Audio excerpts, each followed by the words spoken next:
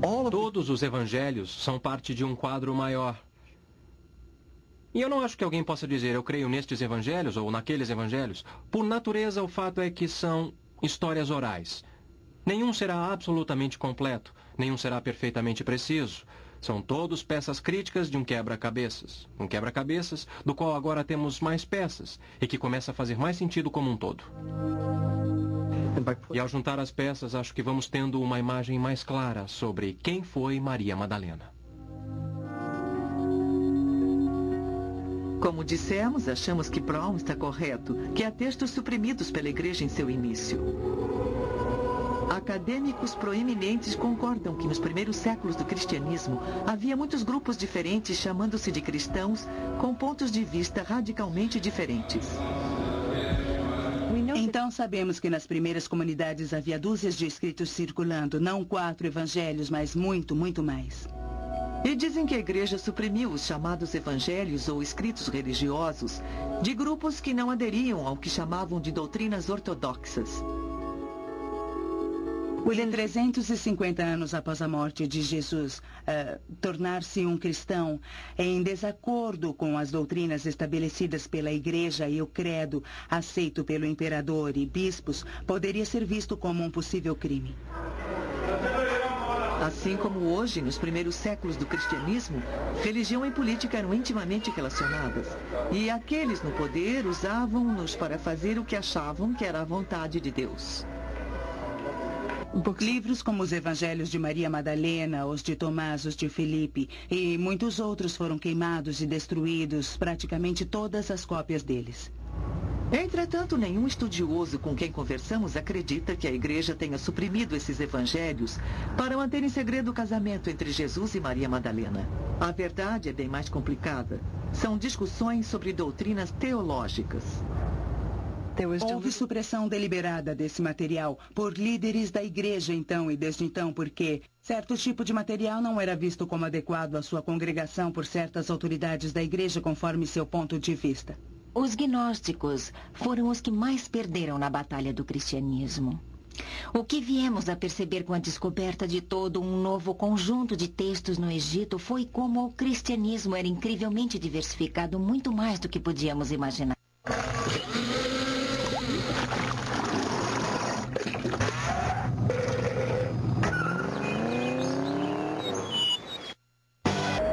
Descobrimos que, muito embora esses especialistas não concordem com as conclusões de Dan Brown, de que tais evangelhos gnósticos revelam que Jesus e Maria Madalena eram casados, eles concordam que Maria representou um papel significativo em muitos deles. O papel de Maria Madalena no Evangelho de Maria é mais proeminente do que é, por exemplo, nos Evangelhos do Novo Testamento. A tradição de que havia um relacionamento especial entre Jesus e Maria é muito antiga. Isso é certamente uma das coisas que essa nova literatura que descobrimos no Egito nos mostra. Nós a vemos ser chamada de a mulher mais amada de Jesus e nós a ouvimos ser chamada de discípula mais amada. E há evidências mesmo fora dos evangelhos gnósticos de que no primeiro século depois de Jesus, Maria Madalena era tratada com grande respeito por muitos dos primeiros líderes da igreja que eram homens. Bem, você não precisa ir aos evangelhos gnósticos para descobrir a alta conta com que Maria é glorificada por sua fé. Por exemplo, um dos primeiros padres cristãos afirma que ela seria, bem, o apóstolo dos apóstolos. Outro diria que ela era a torre da fé. Eu acho, e mais uma vez, como sou teimoso, retomo o meu ponto, a importância de Maria Madalena já está clara, bem clara no Novo Testamento que temos. Não posso pensar em nada mais importante para situar Maria Madalena no quadro geral como uma pessoa importante para o cristianismo do que o fato dela estar em 3 relatos da ressurreição. Ela foi a primeira testemunha da ressurreição, antes mesmo que Pedro.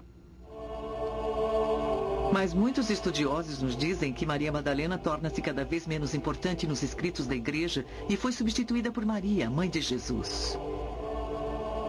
Como isso aconteceu?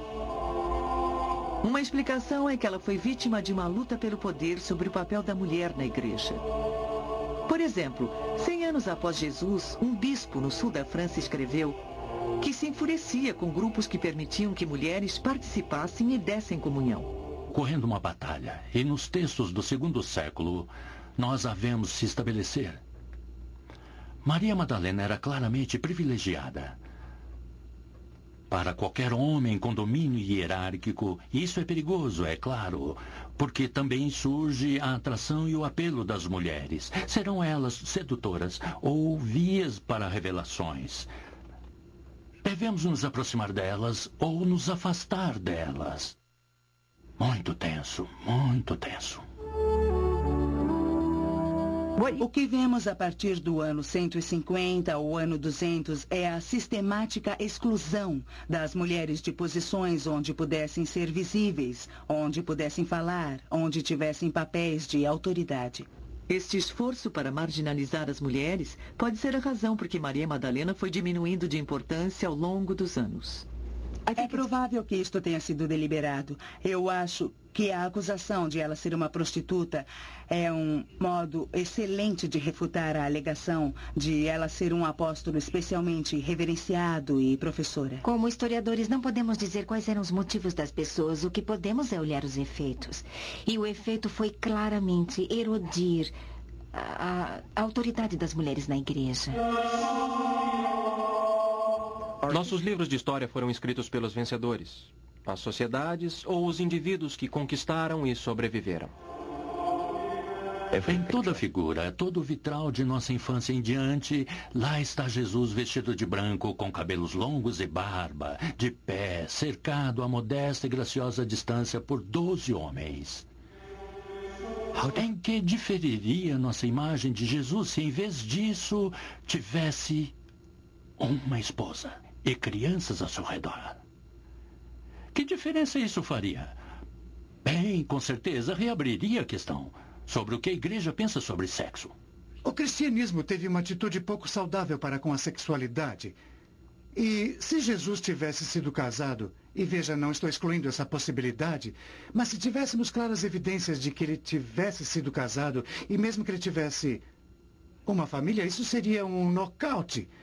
Toda essa tolice que tem sido parte do pacote da tradição cristã pequena por tantos séculos, de que, de algum modo, o sexo não é tão bom. Por que você acha que seu livro é tão polêmico?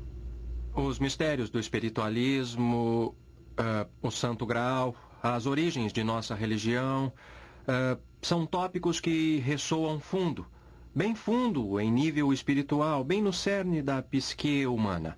E a verdade é que, quer você concorde ou discorde desses tópicos, eles estão na mesa e nós estamos discutindo. Mas estes são tópicos que por séculos foram tabu.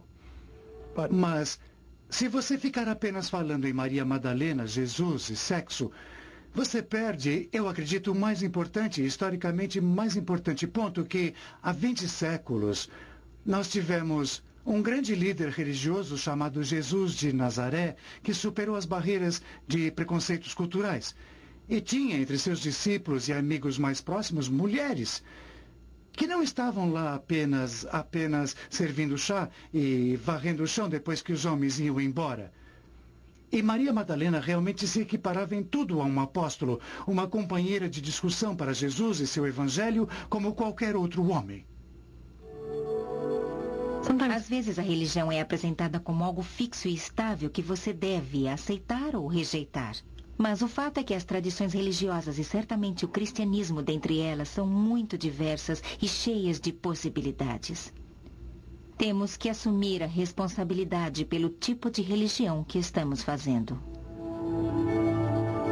Versão brasileira Centauro.